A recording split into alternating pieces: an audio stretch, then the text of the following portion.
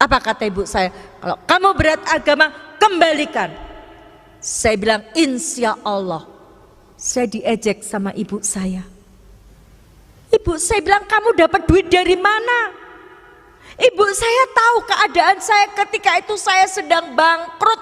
Uang saya cuma tinggal 10.000.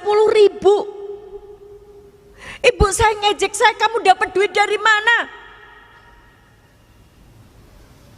Bapak, ibu, saudara-saudaraku, ini bukan lagi antara orang tua dan anak, tapi ini antara iman dan kafir.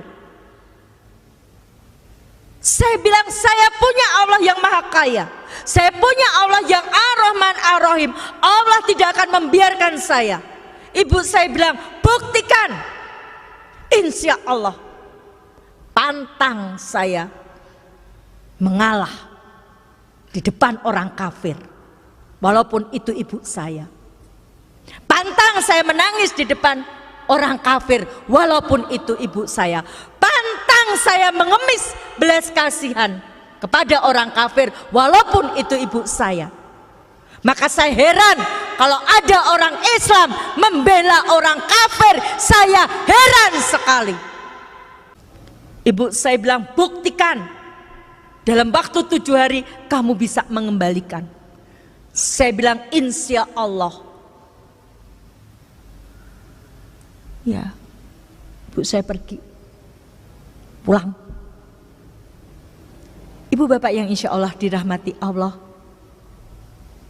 lihat Quran surat Toha ayat 132. Dan perintahkanlah kepada keluargamu mendirikan sholat, dan bersabarlah kamu mengerjakannya. Kami tidak meminta rezeki kepadamu, kata Allah. Kami yang memberi rezeki kepadamu. Saya sudah mempraktekkan ibu bapak ketika dalam keadaan yang sempit seperti itu. Curhat dong Allah. Curhat dong Allah kalau punya masalah.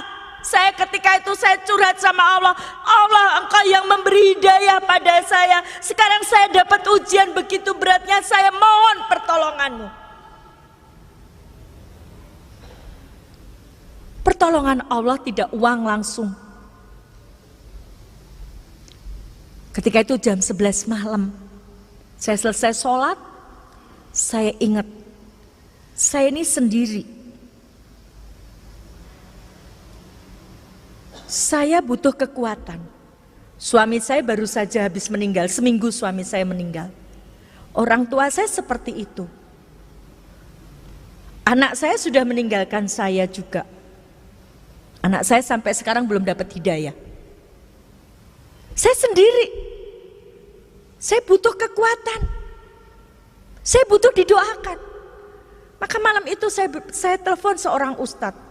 Rezeki yang Allah berikan adalah ustadz tadi mengangkat telepon saya. Padahal ustadz yang saya telepon tadi itu kalau sudah malam ditelepon gak mungkin diangkat. Saya telepon jam 11 lebih diangkat, itu rezekinya. Jadi rezeki itu tidak selalu uang. Ustadz, mohon maaf malam-malam saya telepon. Saya dapat ujian Ustadz. Apa Bu Dewi ujiannya? Seperti ini Ustadz. Saya mohon didoakan agar iman saya tidak goyah Ustadz. 2003 umur saya baru 4 tahun. Ustadz bilang istiqomah ya Bu Dewi. Jangan tinggalkan Islam.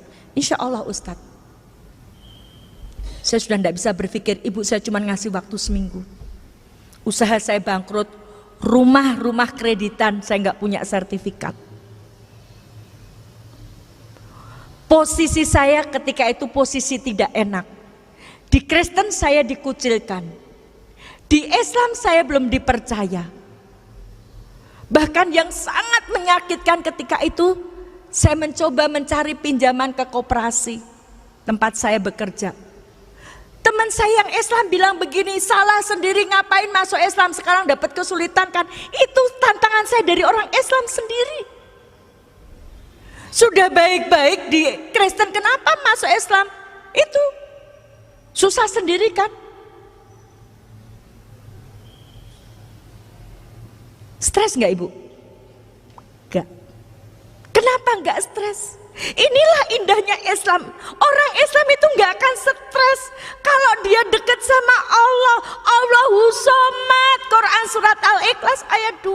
Allah adalah Tuhan tempat bergantung segala sesuatu.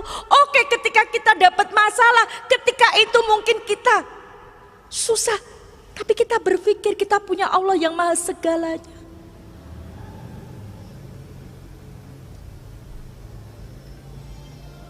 Solusinya apa Ibu Bapak?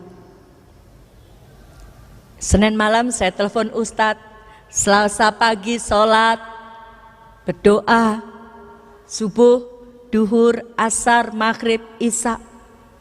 Sudah Selasa tinggal 5 hari saya belum dapat solusi.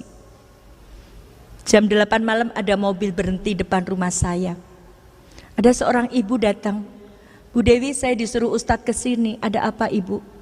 Tadi siang Ustadz pada rapat. Ustadz cerita masalahnya Bu Dewi.